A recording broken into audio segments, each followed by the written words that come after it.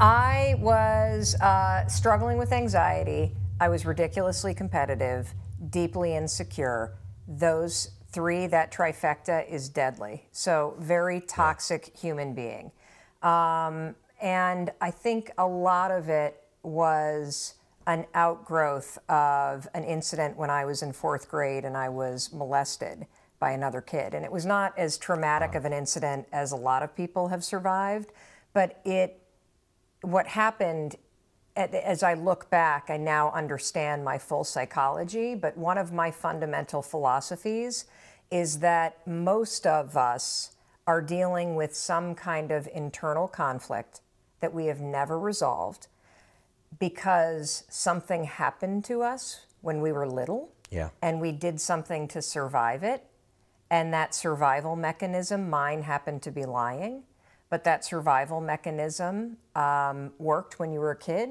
It worked to keep you safe. It worked to keep your abusive dad from not screaming at you. It worked to make people like you.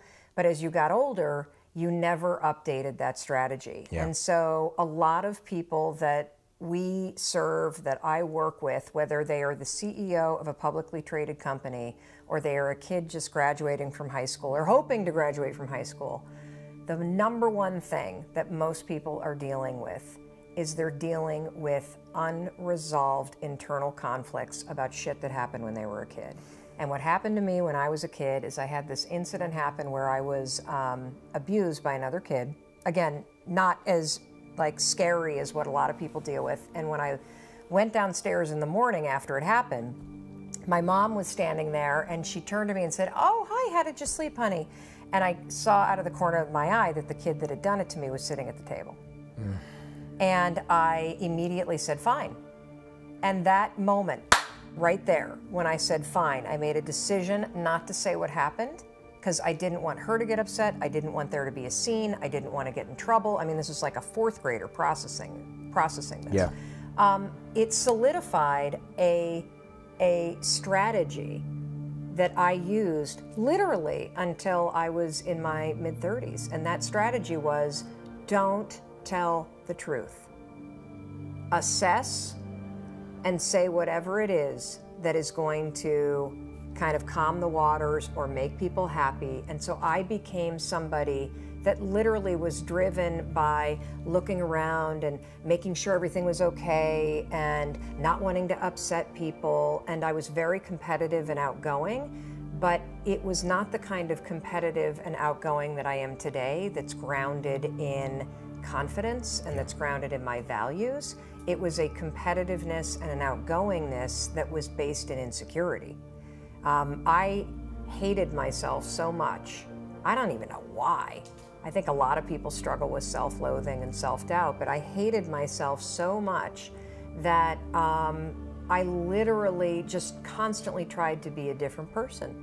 And the competitiveness came from the fact that I thought to myself, boy, if I'm the leader, if I'm the one that's on top and I do the picking, then I'll never be in a position where I'm picked last.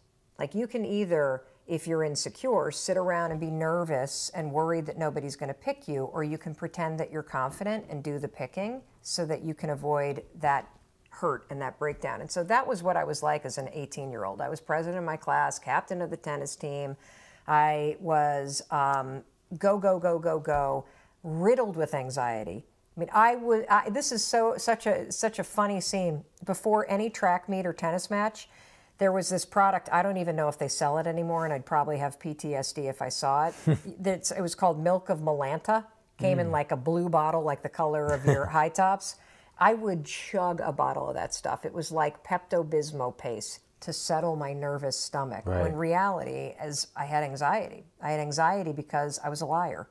I had anxiety because I had unresolved trauma from my childhood. I had anxiety because I didn't love myself. And I lived like that for a very long time. And, you know, I also want to say something loud and clear. I had a really normal childhood, honestly. I mean, my parents were fantastic. They're still married. We just celebrated their 50th wedding anniversary. I didn't experience any child abuse. My parents didn't verbally abuse me.